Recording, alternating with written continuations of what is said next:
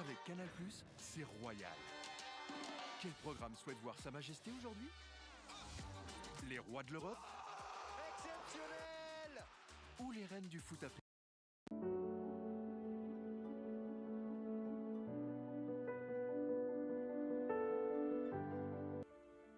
Une déclaration explosive de l'influenceuse béninoise Agnès Esther Zoumenou a fait grand bruit cette semaine sur la toile. Elle concerne sa vision des relations amoureuses et les signaux d'alarme red flag chez les hommes. Invitée par l'animateur Benito Sou dans son émission Discussion informelle sur le Media Podlab, l'influenceuse a lâché cache des propos qui ont enflammé la toile. Pour elle, un homme qui invite une femme chez lui dès la première rencontre commet un énorme red flag. Elle affirme passer à l'acte uniquement.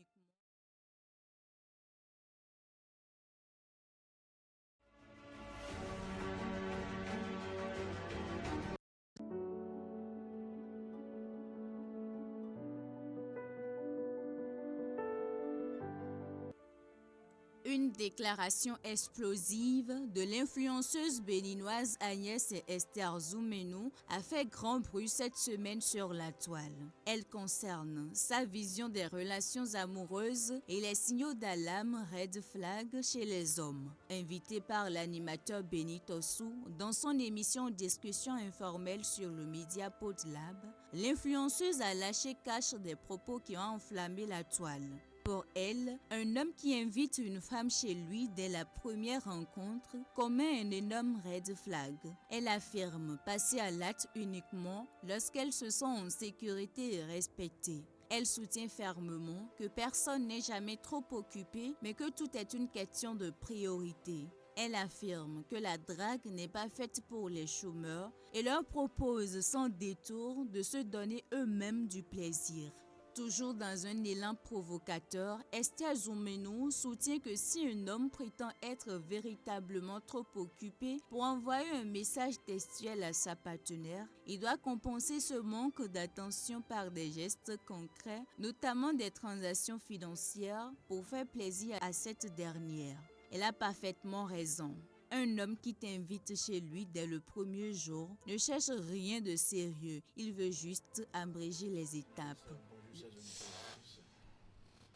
À l'occasion de la célébration de la Journée mondiale de l'environnement, l'association des spécialistes en environnement du Centre interfacultaire de formation et de recherche en environnement pour le développement durable organise la 4e édition de la Journée de l'environnement de l'Université d'Abomey-Calavi, placée sous le thème Environnement, climat et action humaine, repenser nos pratiques pour préserver l'avenir. Cette édition ambitionne de mobiliser la communauté universitaire et la population autour des enjeux environnementaux et climatiques pour mieux comprendre les objectifs, les innovations et les impacts attendus de cette initiative. Nous recevons sur ce plateau le directeur exécutif de l'association, Abednego Tengougui. Bonjour. Bonjour monsieur le journaliste, bonjour chers téléspectateurs et téléspectatrices. Alors bienvenue sur le plateau du grand format. Le CIFRED, c'est le centre qu'on ne présente plus donc au sein de l'université d'Abomey-Calavi. Toutefois, pour rappel, quelles sont ses principales missions? Alors je voudrais dire ici que le centre interfacultaire de recherche et de formation et de recherche en environnement pour le développement durable, le CIFRED, est aujourd'hui l'une des plus grands centres de l'université d'Abomey-Calavi qui a pour vocation de former des environnementalistes, rien que des environnementalistes de niveau supérieur qui vont impacter tout le Bénin et tout ce qui contourne le Bénin pour pouvoir répondre à tout ce qui dépend des problèmes environnementaux en fait. D'accord. Alors quel rôle fondamental joue le CIFRED dans la formation de l'engagement citoyen des étudiants, surtout à l'université d'Abomey-Calavi? Je pense que le CIFRED essaie quand même d'apporter des solutions aux problèmes environnementaux à travers ces formations qu'il inculque aux étudiants qui viennent et ingénieurs qui viennent se faire former au niveau de ce centre.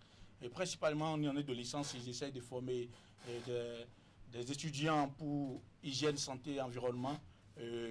En master, ils forment aussi des étudiants en environnement, santé et développement durable.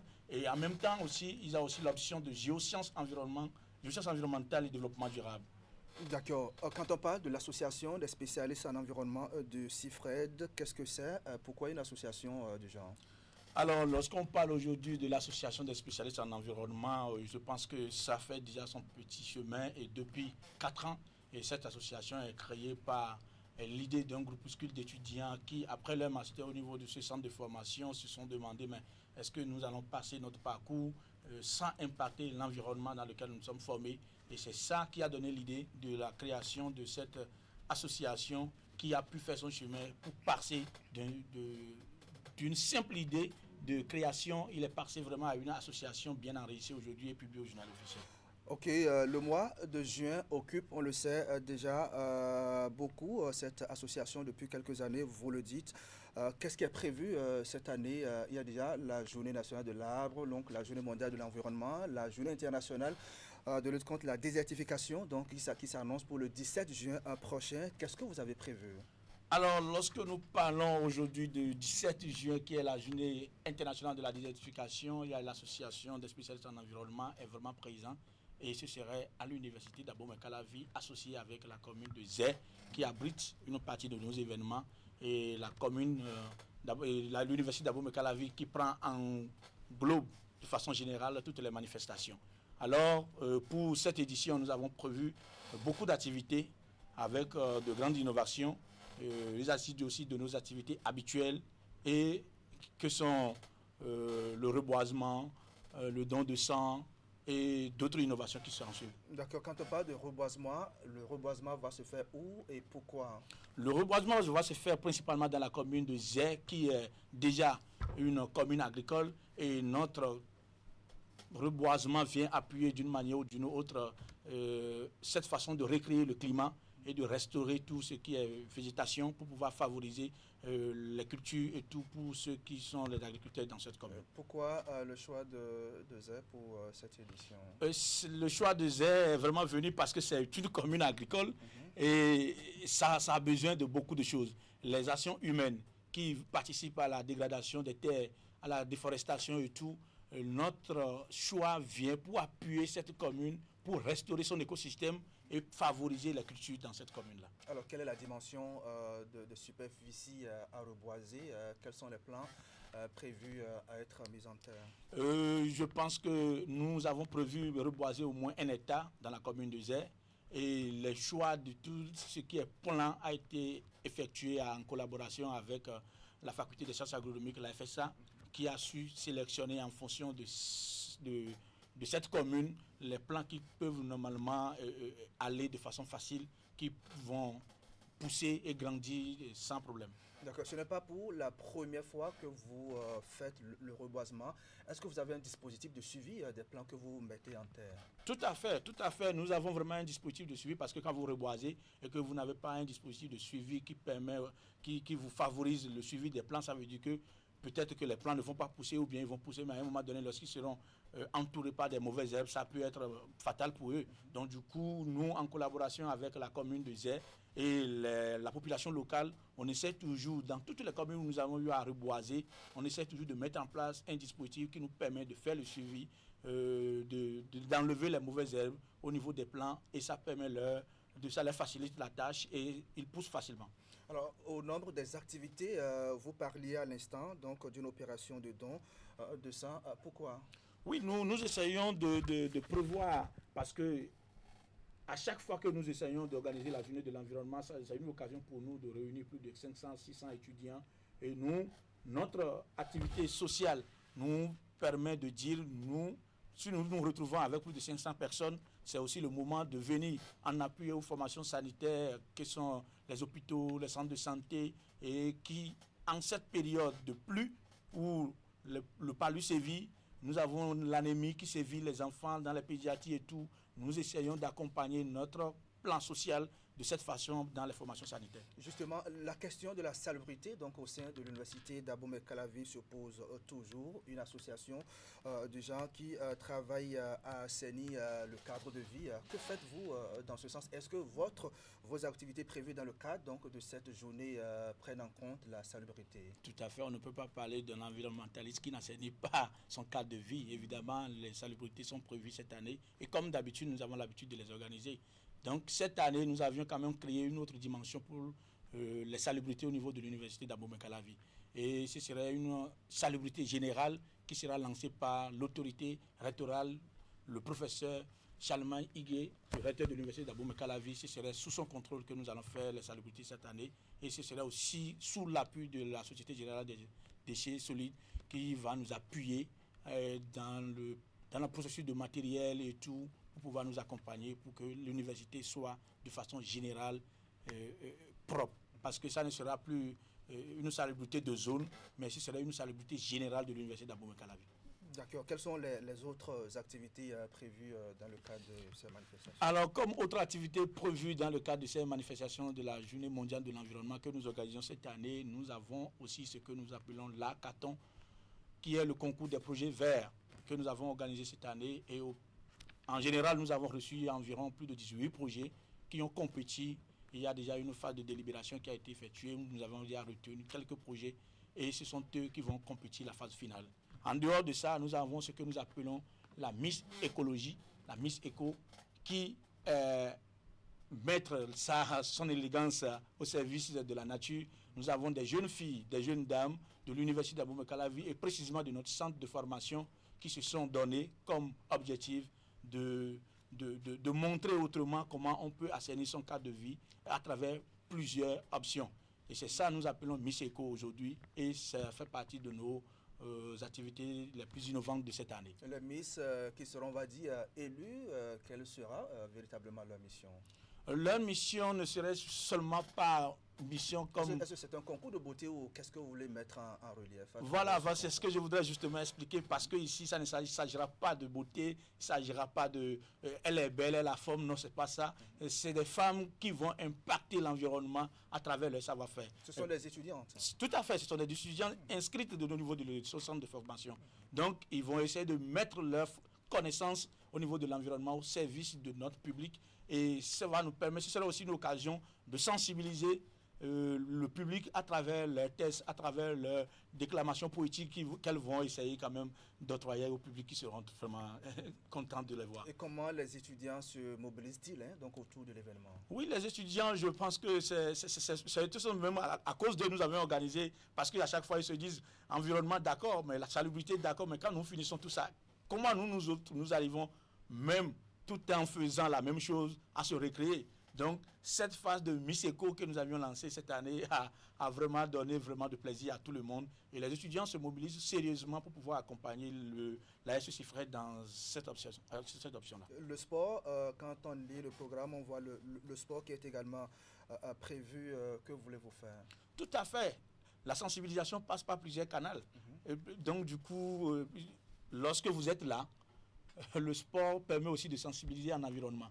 Et pour le faire, c'est que quand vous réunissez du monde, c'est le moment aussi de les sensibiliser sur l'éco-geste, de leur montrer quels sont les bons comportements qui devaient nous permettre de sauvegarder, de rendre sain notre environnement et de sauvegarder notre espèce, tout ce qui nous entoure, comment nous pouvons nous protéger les autres pour un avenir meilleur, pour un avenir plus vivable. Donc, le sport aussi est inclus dans nos activités pour favoriser le brassage entre les étudiants et pour renforcer le lien amical entre les étudiants.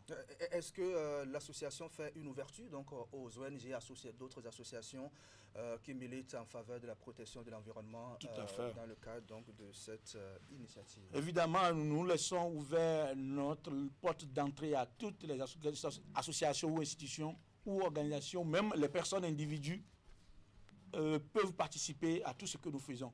Et c'est d'ailleurs même l'occasion pour nous pour présenter ce que nous appelons la foi environnementale, qui nous permet d'inviter même solennellement toutes les structures et associations qui apportent des solutions aux problèmes environnementaux et de venir exposer leur savoir-faire, leurs compétences à cette occasion où nous présentons beaucoup de choses. D'accord. On va finir l'entretien avec 2-3 mots de fin. Oui, si on peut dire des mots de fin, je dirais que c'est le moment de remercier vivement le recteur de l'université d'Abomey-Calavi, le professeur Charlemagne Higué, pour son engagement aux côtés de notre association, sans oublier le directeur de l'association et le directeur du centre de formation de CIFRED, professeur Yabi Ibrahima, et son adjoint aussi, qui ne cesse de nous soutenir le professeur Rock Johnson, que nous voulons vraiment féliciter ici, leur dire merci pour leur soutien et merci pour tout ce qu'ils font pour que l'association soit toujours belle. Et nous voudrions aussi profiter de l'occasion pour inviter massivement toute la communauté estudiantine et tous les acteurs qui interviennent dans l'environnement de venir et pour qu'ensemble nous pouvons vraiment impacter l'environnement et apporter des solutions pour notre avenir plus meilleur. Merci à vous, Abednego Tengougé, directeur exécutif de l'Association des spécialistes en environnement du Centre interfacultaire de formation et de recherche en environnement pour le développement durable de l'Université d'Abomey-Calavi. Le centre qui, faut-il le rappeler, a célébré ses 25 ans de parcours en janvier 2026. Très bonne journée à vous, Monsieur Tengougé. Merci beaucoup, monsieur le journaliste, nous vous remercions. Mesdames et messieurs, nous allons observer une pause de quelques minutes de temps pour vous de suivre la revue de presse hebdomadaire de Asiongo Kanye Asiongo et juste après, on va analyser les matchs déjà joués et les prochaines affiches donc, du Mondial 2026. C'est avec Candide Honweto, journaliste sportif ici à Canal 3 Bénin. On va l'installer avec la revue hebdo.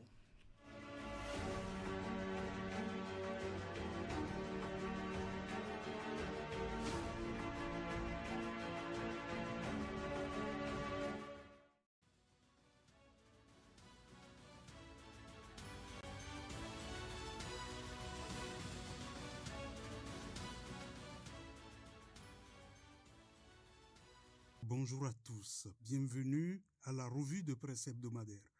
L'actualité au cours de la semaine qui s'achève a été riche en informations, à commencer par la poursuite des visites de travail du président béninois à ses homologues ouest-africains. Mardi déjà, Décryptage Info écrivait qu'après le Burkina Faso, le Niger, le Togo et la Côte d'Ivoire, le président de la République du Bénin, Romuald Ouadani, poursuit sa dynamique diplomatique avec une nouvelle mission annoncée au Sénégal, au Mali et en Guinée-Bissau. Jeudi, la presse du jour, les premières orientations diplomatiques du président béninois, Romuald Ouadani, s'inscrivent dans une dynamique de normalisation et de renforcement des relations avec les pays voisins. Dans un contexte régional marqué par des tensions sécuritaires, des recompositions politiques et des défis économiques persistants, le Bénin semble vouloir repositionner sa diplomatie sur une ligne de dialogue permanent, de coopération pragmatique et de relance de l'intégration sous-régionale. De son côté, la nation parlait de la prise en charge des urgences vitales dans les hôpitaux publics qui fait l'objet d'éclaircissements de la part du gouvernement. Lors d'une sortie médiatique conjointe le vendredi 5 juillet à Cotonou, Benjamin Mpati, ministre de la Santé, et Wilfried Léandre Ngbeji, ministre porte-parole du gouvernement, ont expliqué les contours de la mesure annoncée dans le cadre des nouvelles dispositions sociales prises par l'exécutif. Selon leurs explications, cette décision purement sociale a pour finalité de permettre aux formations sanitaires de réagir immédiatement lorsqu'un patient se présente dans un état critique nécessitant une intervention urgente. Ailleurs, Fraternité affiche que le gouvernement Ouadani rompt avec la logique de l'expérimentation. Le Conseil des ministres du 3 juin 2026 a acté l'extension nationale de la gratuité scolaire pour les jeunes filles béninoises. Une réforme historique portée par le gouvernement Ouadani qui met fin à 3 décennies de timidité institutionnelle sur la question de l'éducation des filles. La réforme adoptée le 3 juin 2026 ne se contente pas de corriger une injustice, elle formule une ambition, celle d'une parité éducative réelle entre garçons et filles au Bénin. La cloche ajoutait que l'enseignement supérieur n'est pas en reste. Un comité est constitué pour statuer sur les conditions de relance et ou d'amélioration des œuvres sociales dans les universités publiques. Transport, hébergement et restauration des étudiants seront au cœur des travaux avec une mise en œuvre attendue dès la rentrée académique 2026-2027. Pour sa part, Fraternité pointait que 302 milliards de francs CFA s'ajouteront au budget initial. C'est l'une des premières décisions phares du gouvernement du président Romuald Ouadani. Il a adopté un projet de loi de finances rectificative pour l'exercice 2026 d'un montant de 4 086,5 62 milliards de francs CFA contre 3 783,98 milliards de francs CFA prévus dans la loi de finances initiale.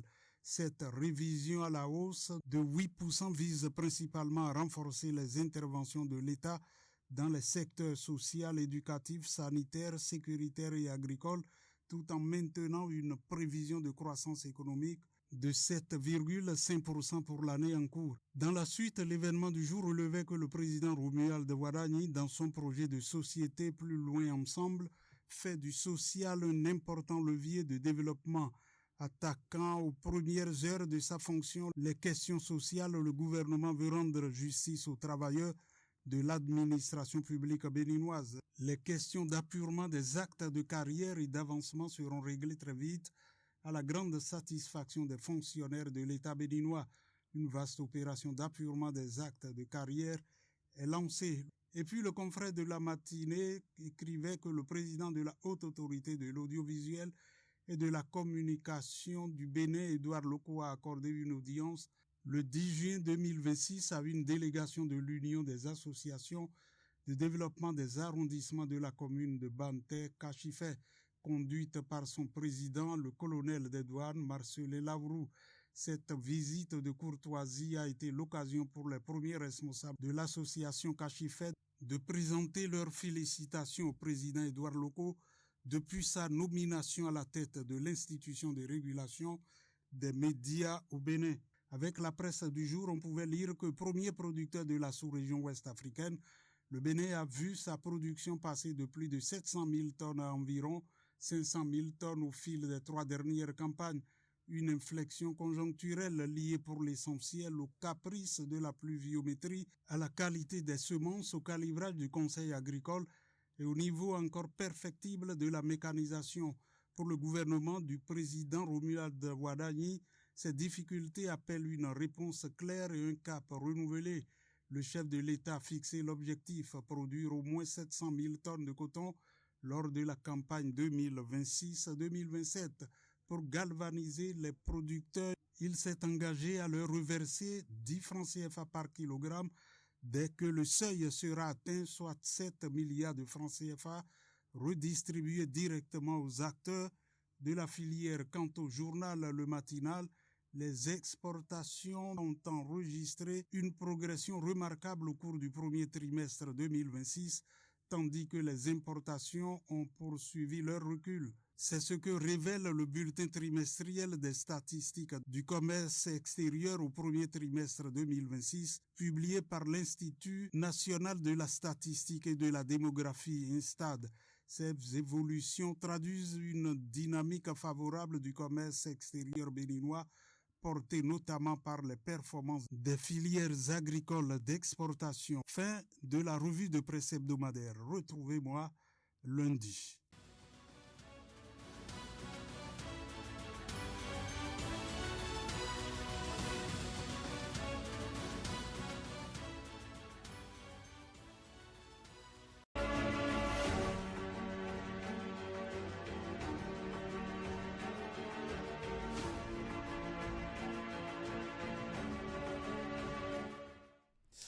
Quatrième jour du mondial 2026 avec des affiches les unes aussi alléchantes que les autres. Les pays favoris et les outsiders sont au rendez-vous. On parle de tout ça avec notre journaliste sportif Maison Candide Houeto. Bonjour.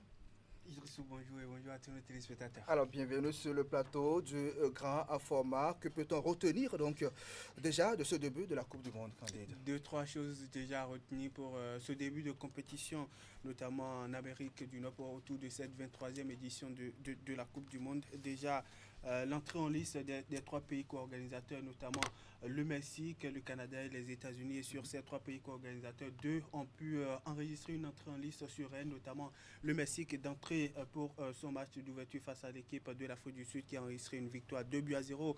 Après, on a vu l'entrée en liste du Canada qui était un tout petit peu timide avec un nul. Le Canada qui aurait pu se faire battre par l'équipe de la Bosnie-Herzégovine avec un score d'1-0. N'eût été justement ce but marqué en toute fin de partie, le Canada aurait pu s'en sortir avec une défaite, mais heureusement pour eux, ils ont pu les Canadiens ont pu égaliser le but en toute fin de partie et enregistrer une entrée en lice plutôt timide avec un seul petit point enregistré face à l'équipe de la Bosnie-Herzégovine. L'autre pays co-organisateur, notamment les États-Unis, qui s'est imposé par un score de 4-1 à son homologue paraguayen. Une entrée en lice plutôt rocambolesque, on va le dire comme ça, permettez justement le mot, pour les Américains, avec un seul nom à retenir, Balogun, qui a inscrit un doublé dans la partie, lui qui avait inscrit un petit but en début de partie qui a été refusé pour position d'enjeu, mais qui est revenu dans la partie avec un autre doublé et permettre aux siens justement de s'en sortir avec une victoire à 4-1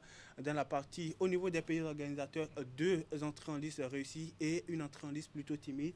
Et après, pour ce qui est de la suite, on a suivi hier une rencontre qui était objet de toutes les attentions hier, notamment Brésil-Maroc. Le deuxième représentant africain entré en compétition après donc l'entrée en lice fauchée de l'Afrique du Sud. On a vu une équipe marocaine qui aurait pu s'en sortir avec une victoire face au Grand Brésil avec 5 étoiles, 5 titres remportés dans la compétition. Son dernier remonte à 2002, mais le Brésil vient avec un statut d'outsider crédible et surtout sérieux, de prétendant peut-être derrière les 5 grands favoris dans la compétition. Le Maroc qui, avec son statut de demi-finaliste de la précédente édition déroulée au Qatar en 2022, vient cette fois-ci avec un statut plus ou moins assuré face au Grand Brésil. Le Maroc qui arrache un point du nul et qui lance parfaitement sa compétition, tout comme en 2022 où l'équipe avait fait une entrée en lice avec un score nul face à l'équipe de la Croatie, mais c'était sur un score nul. Et cette fois-ci, le Maroc avec un Ismaël Salbari qui est le premier Africain inscrit dans la compétition, justement un but pour le continent africain, qui lance parfaitement l'Afrique avec un nul en attendant donc l'entrée en lice des autres pays. On peut aussi retenir la galère infligée par l'équipe de l'Australie à son homologue de la Turquie au petit matin de ce dimanche, avec un succès 2-0. La Turquie de Arda Güler qui a pratiquement dominé toute la rencontre, mais malheureusement devant les buts justement de l'Australie, n'a pu retrouver la lucidité nécessaire, et l'Australie, sur les quelques rares occasions qu'ils ont eu à trouver, les Australiens ont fait mal à leurs homologues de la Turquie avec un succès 2-0. Pour le match du Brésil face au Maroc, qu'est-ce qui n'a pas marché pour les Brésiliens? On va dire le choix tactique de Carlo Ancelotti qui n'a pas forcément convaincu hier face à cette équipe marocaine qui tout de suite a affiché ses intentions de se rapprocher tout au moins du dernier carré de cette 23e édition de la Coupe du Monde, et surtout de porter les espoirs de tout un continent, montrer que l'Afrique peut rivaliser avec les pays d'Europe et d'Amérique du Nord comme du Sud, et une équipe marocaine qui a tout de suite mis le bâton dans les roues pour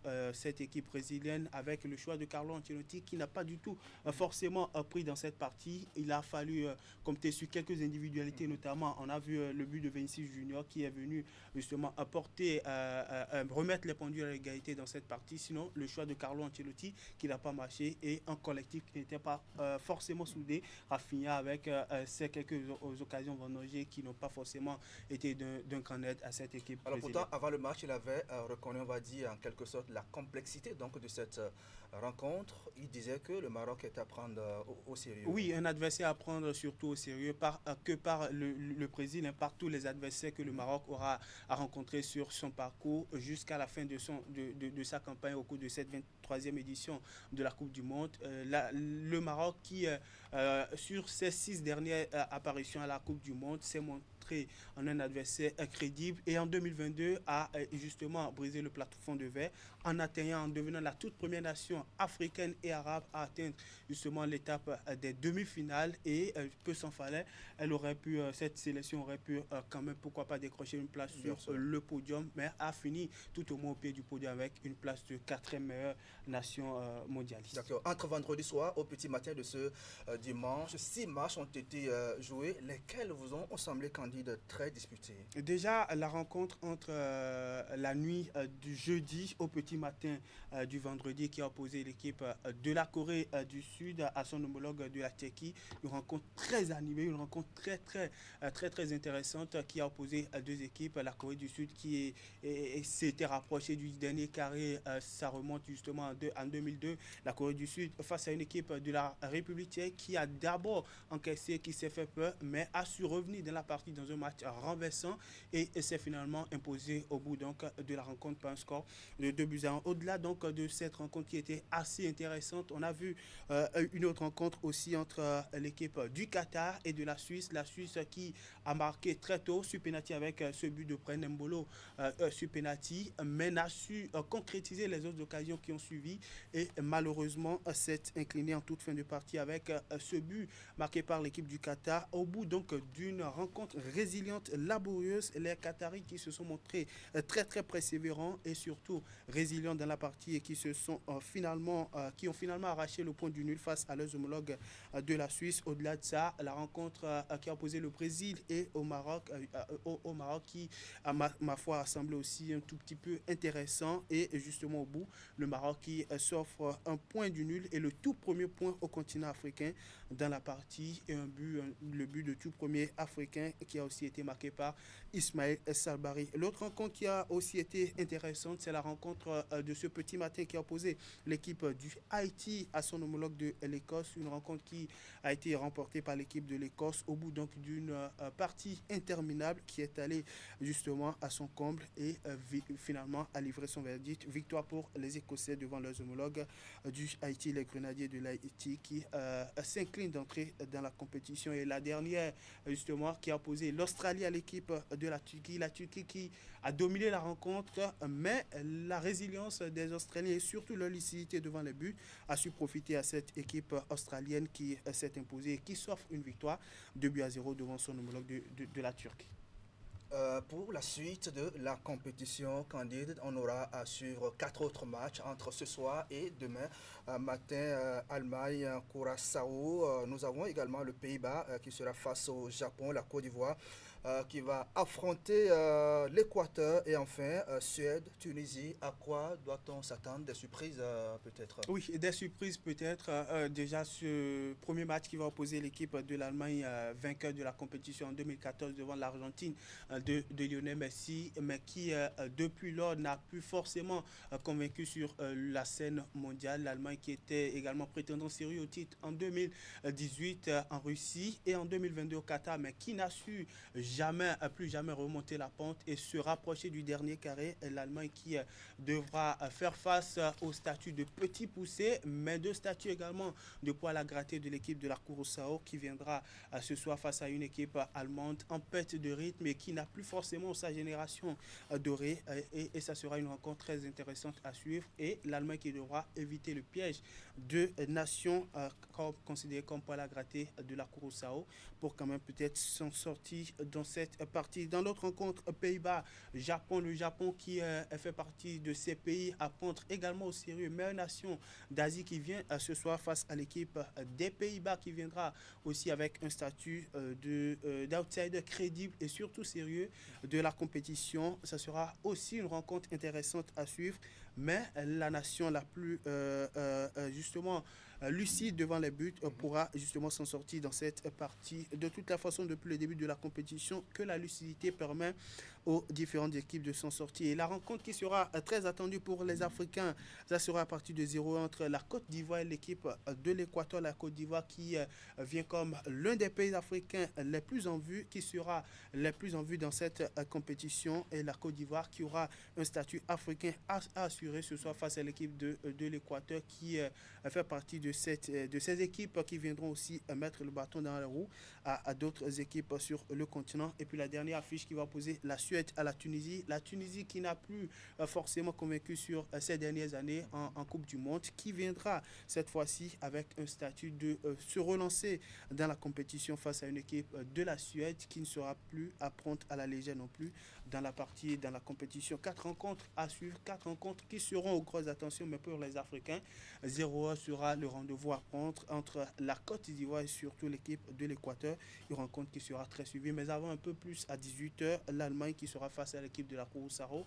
Une rencontre à suivre de très très près entre l'Allemagne, vainqueur de la Coupe du Monde en 2014, qui n'a plus su revenir sur la scène mondiale de la plus belle des manières, que ce soit en 2018 ou en 2022, et la Curaçao qui revient aussi sur la scène mondiale, qui a hâte, qui a faim justement de la victoire et qui pourra peut-être créer la surprise face à l'équipe de l'Allemagne.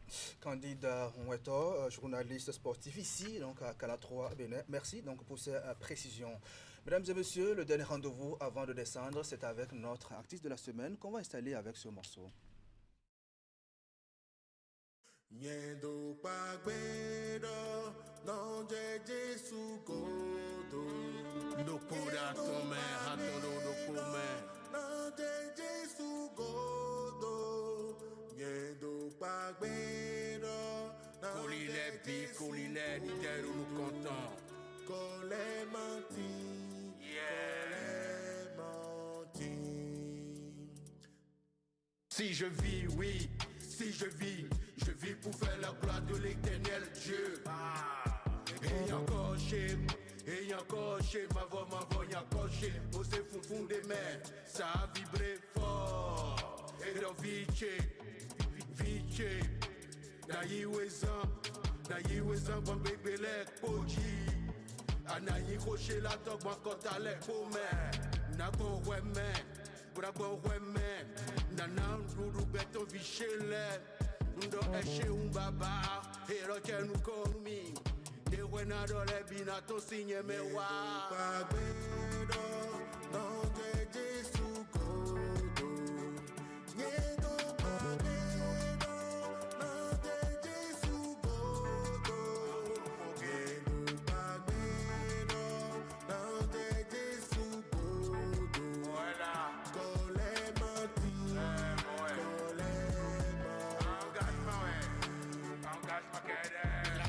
Est grande, me peu d'ouvriers frère. Ma voix domina segegedo. Delena wadu sansa, delena wadu wemme, delena wadu bada. Professine, Jésus te vivi ou oui, non vie, ou assez vivi. Jésus vivi ou nous bi, non vie, ou à mon vivi. Ou à doube, nedo weglebo, ma ou vinable wea. La bang bang. Do pagbedo, non te Jésus.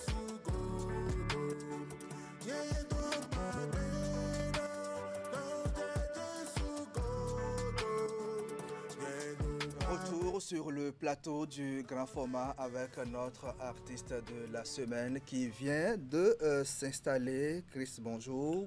Comment vas-tu, mon frère? Je vais bien, bonne arrivée à vous. Merci à toi. D'accord, on va commencer une double facette donc pour vous. D'abord, le réalisateur que tout le monde connaît, qui aujourd'hui prend le micro. On va commencer par savoir comment est-ce que vous avez commencé vos premiers pas en réalisation. D'où est-ce que la passion est-elle née? Bon, il faut dire que tout vient de l'Éternel. D'accord. Puisque on dit il a créé les cieux et la terre. Donc si nous sommes là, c'est que nous sommes ces créatures. En réalité, il y a de cela 20 ans en arrière, je faisais partie d'un groupe de rap où on avait eu au moins 4 à 5 singles. Mais dans le temps, pour réaliser des clips au pays, c'est souvent compliqué, moins de réalisateurs. Donc le premier clip, on l'a réalisé.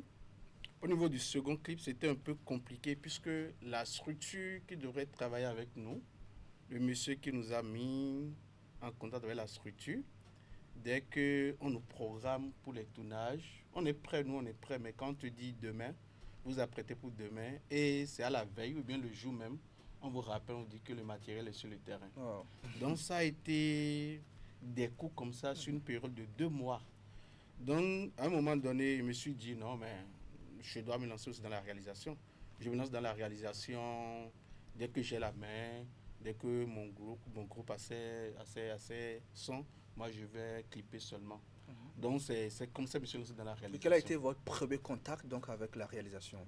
Il faut dire que ça a été génial puisque dans la période, c'était paix à son nom Willy Mignon.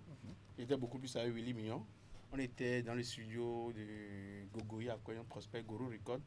Donc moi j'étais là en tant que cadreur, Willy était que ingénieur de son.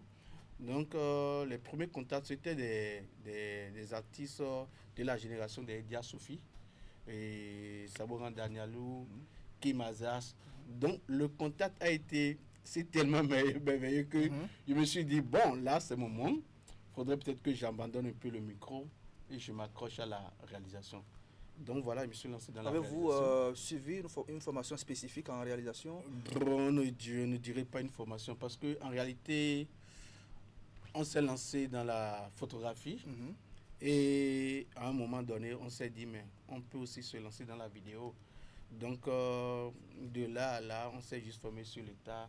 Et voilà, c'est comme ça. Vous avez eu beaucoup donc, de collaborations avec de nombreux artistes, donc on ne peut pas les citer. Kemi, Ricos Campos, Radamazed et tout. Dossi, Radamazed, Tiaf, WP, Senanol, j'en ai réalisé. Est-ce qu'il y a une collaboration qui vous a beaucoup plus marqué? Oui, c'est le fait de travailler avec Ricos Campos. Avec Ricos Campos, c'est une meilleure collaboration parce que quand il est avec toi, il est là en tant que grand frère d'abord. Et sur le terrain, il n'y a pas une pression. Vous suivez son allure et ça passe. Donc, si je dois retenir mes meilleures collaborations, c'est Ricos Campos, Olo Akemi, WP. Je crois que ces contacts-là m'ont beaucoup marqué et je crois que c'est Dieu qui est grand. D'accord. Alors, la somme d'expérience donc dans la réalisation, à quoi est-ce qu'elle vous a servi? Oui, la réalisation aujourd'hui, ça m'a donné beaucoup de choses. La belle preuve est que j'ai une maison de production, Chris Prod. J'ai un centre de formation et depuis des années... Formation en réalisation? Oui, en audiovisuel. J'ai un centre de formation audiovisuel, Chris Prod Formation. Et je forme des jeunes depuis des années. Et aujourd'hui, ce sont ces jeunes-là qui posent leur caméra sur moi pour réaliser mes clips. D'accord. Tu vois. On va parler de cette transition parce que vous êtes passé, on va dire, de l'ombre à la lumière. Vous passez de la réalisation au micro. Qu'est-ce qui a motivé, on va dire, ce passage? Le retour au micro? Bien sûr. Le retour au micro, ça s'est passé il y a 3 mois. 3 mois de cela. Puisque en 2019, fin 2019, j'ai connu une situation de santé. D'accord. J'ai fait un AVC et l'Éternel m'a épargné de la mort subite. Donc, de 2019 à 2024, je suis resté loin de la caméra. J'ai laissé tout ce qui est audiovisuel pour me restructurer et pour voir les choses autrement. Puisque quand la santé est venu, après juste ça, je ne pouvais plus trop bouger. Je suis resté, donc il me faut une rééducation. Donc, il y a de cela 3 mois, j'étais là et le truc m'est venu à l'idée. Je me suis dit, mais il y a des années, j'écrivais des textes. Mais aujourd'hui, tout ce que Dieu m'a fait, j'ai bien envie de les partager. Donc, d'aller un peu à l'évangélisation. Maintenant, quel canal prendre pour toucher beaucoup plus les gens? Surtout les jeunes et les moins jeunes, puisque j'ai un passé. Et aujourd'hui, j'ai vu une expérience avec l'Éternel des armées. Donc, je me suis dit, la transition, ce n'est que de la musique rap. Puisque les jeunes écoutent beaucoup plus le rap. C'est leur code, c'est leur mode. Je me suis dit, bon, je vais réorienter alors mes tests vers la Sainte Écriture, m'inspirer de la Bible, m'inspirer de mon passé et des choses qui se passent au jour le jour. Et commencer par... Donc c'est la transition, en fait, c'est l'effet d'avoir connu une situation de santé que j'ai traversée par la grâce de Dieu. Ça qui m'a mené vers le micro maintenant.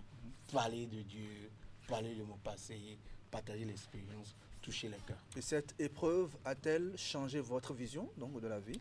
Oui, ça a changé beaucoup de choses. Ça a changé beaucoup de choses en moi. Puisque, franchement, moi j'ai connu le monde. Quand on dit, moi j'ai fait ma vie, ça veut dire quoi? C'est le showbiz. Donc j'ai connu l'alcool, j'ai connu les femmes, j'ai connu le monde occulte. Donc avant que je ne tombe en situation de santé, c'est vrai, j'avais une étudiante qui m'a envoyé 3 messages en intervalle d'une année. Elle est d'une église céleste. La première fois elle m'a appelé, elle m'a dit boss, je dis oui.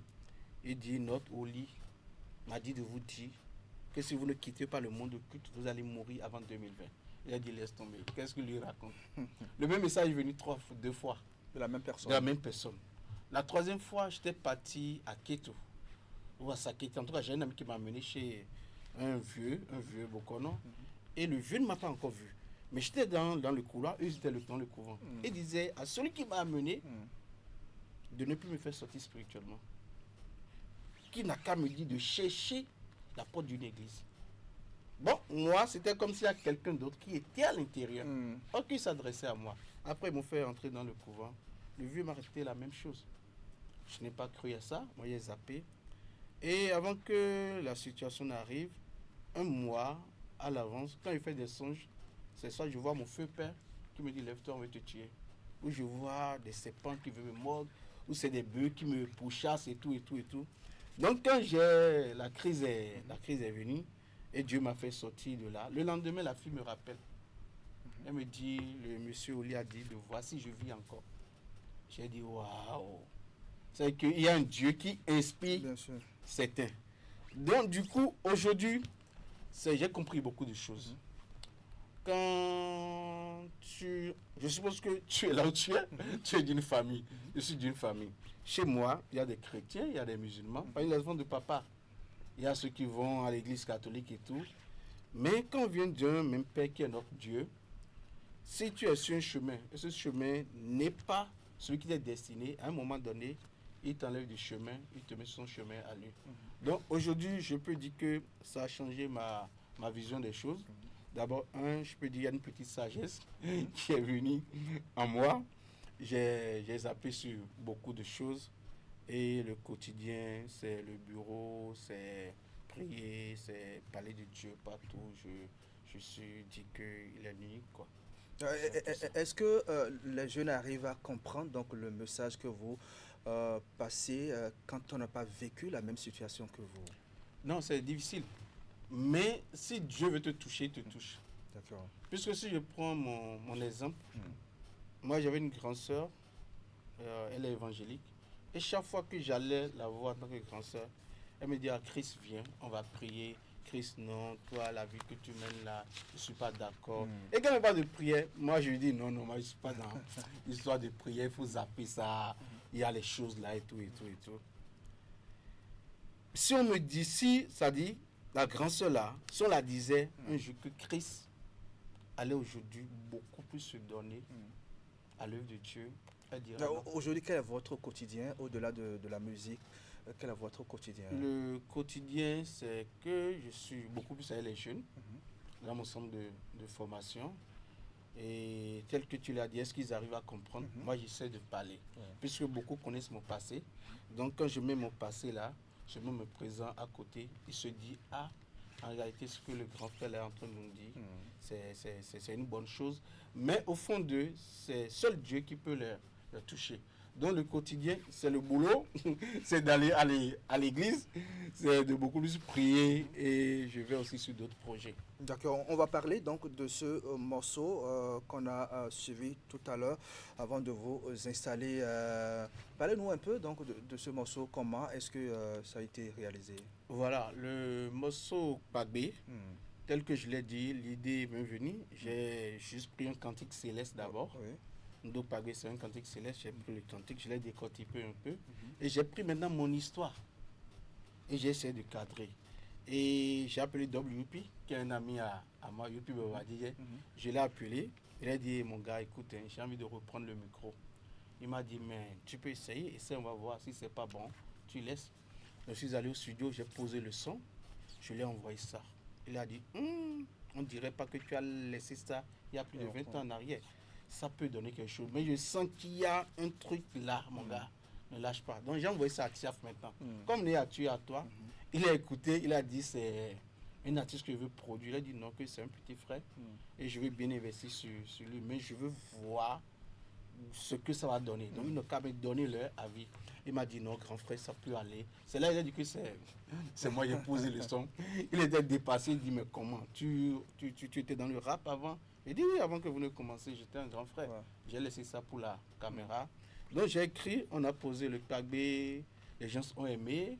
Bon, j'ai dit à mes étudiants que je suis en train de D'accord. former que là, il faudrait qu'on tourne la vidéo.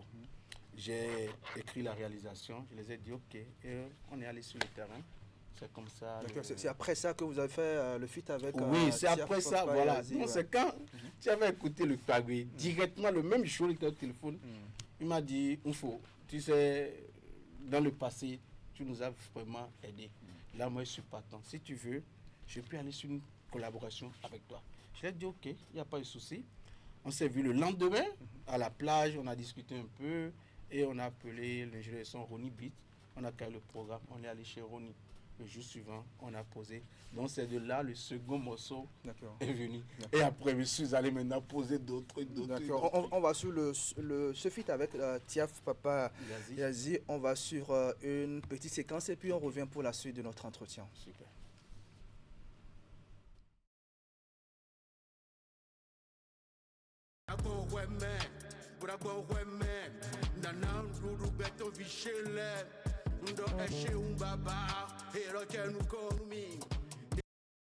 Alléluia,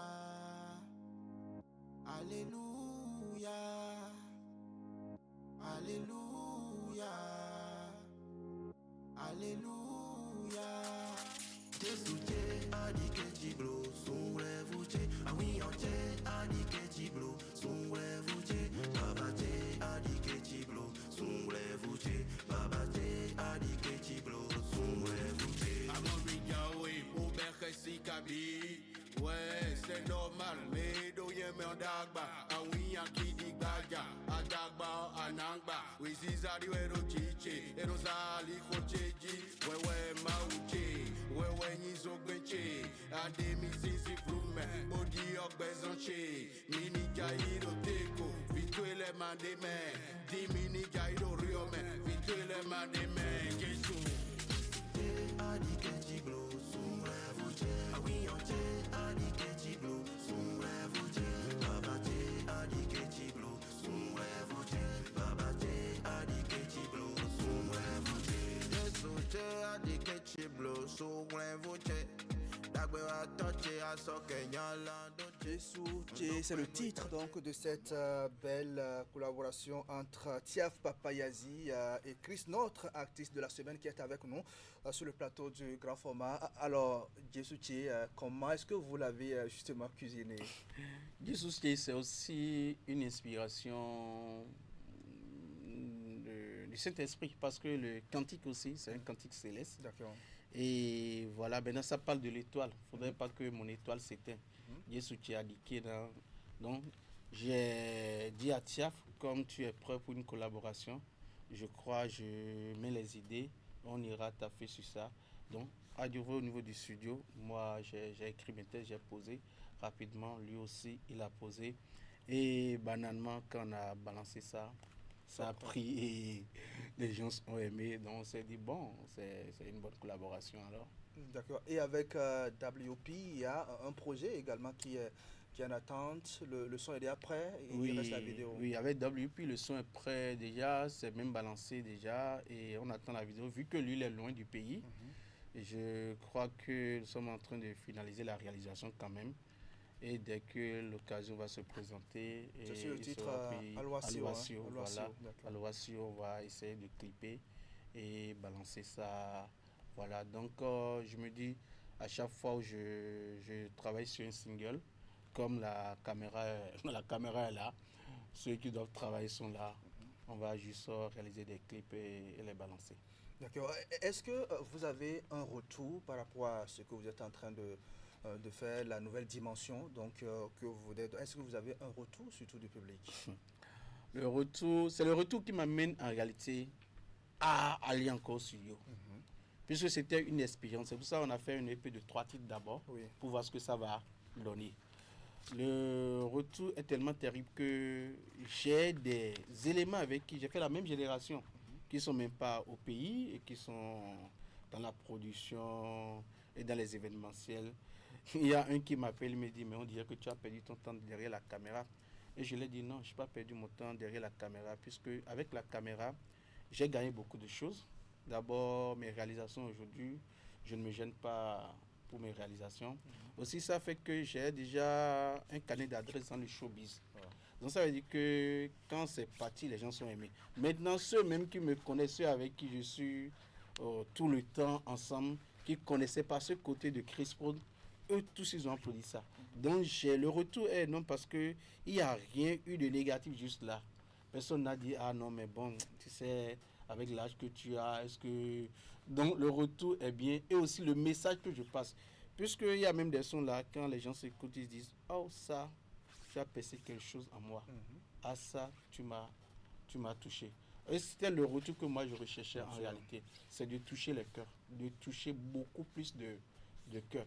Puisque souvent, les semaines, les mercredis, j'ai du temps libre. Moi, je passe sur Céleste, chrétien Céleste. Je passe sur des paroisses célestes où je fais de l'exhortation. Je fais un peu de prédication, je parle de mon passé aux gens, je leur parle de ma vie aujourd'hui, quand j'ai connu Christ, ce qui se passe. Donc, à chaque fois que je faisais ça, je voyais déjà que les gens prenaient ça et ça touchait des choses. Donc, si déjà je fais ça et je viens au son, c'est pour aller plus toucher le monde. Donc, si juste là, même les jeunes qui sont avec moi, qui ont encore le sang chaud, s'ils disent que, ah non, faut le message là que tu es en train d'envoyer, franchement, ça nous touche, nous sommes en train d'aimer, ça veut dire que ce que je recherche en réalité est en train de venir, c'était un retour ça. Alors, avec le label Chris Prod, comment ça se passe? Le label Chris Prod, les projets à venir, c'est à un moment donné, je peux toujours écrire. Alors, vous êtes présent sur deux fronts, hein? Oui, sur deux fronts. Oui. Il y a le côté production, bien sûr, production audiovisuelle, donc tout ce qui concerne les images, je suis dedans. Et il y a le côté formation, voilà, dans les deux volets. Donc côté production, dès que j'ai des artistes qui viennent, moi je signe le clip. Et dès qu'il y a des trucs événementiels, on couvre. Maintenant, volet formation, moi ça me permet de donner beaucoup plus la main aujourd'hui. Et le résultat est chap. Donc en réalité, le label Chris Prod, c'est maison de production, centre de formation. Et plaise à Dieu, d'ici des années à venir, dès que je vais continuer toujours pas écrire, mais ne plus trop aller au micro, prendre maintenant des jeunes, les mettre sur les noms, les suivre, faire des productions. Est-ce que vous envisagez encore d'autres collaborations? C'est vrai que la collaboration avec TIAF, donc ça a marché. Est-ce que vous avez d'autres ambitions du genre? Oui, au fait, moi, ce que je suis en train d'envisager, c'est de collaborer avec presque tous les artistes. Tu peux chanter du vaudou, je peux collaborer avec toi. L'essentiel, c'est que vous puissiez passer le voilà. message. Moi, là où je suis, par exemple, j'ai envie de collaborer avec les frères Guédengue. D'accord. J'ai envie de collaborer avec Torbé. Bien sûr. Puisque, après tout, on est d'un seul père. Bien sûr. Donc, en fait, moi, c'est là que j'ai envie de poser mes curiosités en réalité. Aller loin, parler de Dieu avec tout le monde, échanger sur ça. Donc, il y a pas mal de collaborations qui sont en cours. Et dans les années à venir, où aimeriez-vous donc sans doute vous voir? Dans les années à venir, oui. Être un chantre de l'Éternel qui...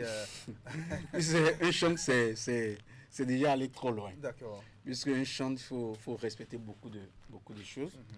Je vais rester l'artiste gospel que je suis. Je fais du rap gospel et je mets beaucoup de production. Je peux avoir des chantres dans la production. D'accord, je vais faire avec eux. Et voilà. Donc, dans l'avenir, c'est élargir le cercle en réalité. D'accord. Est-ce qu'on va finir avec votre message, puisque la jeunesse, c'est votre cible privilégiée avec ce canal, le rap gospel et tout. Quel est le message que vous avez à passer à cette jeunesse qui nous suit? Je dirais d'abord à mes jeunes frères que nous, on a eu un passé. Nous, on a vécu. Nous, on a fait les choses. Et c'est une grâce inestimable qui a fait qu'on est encore en vie.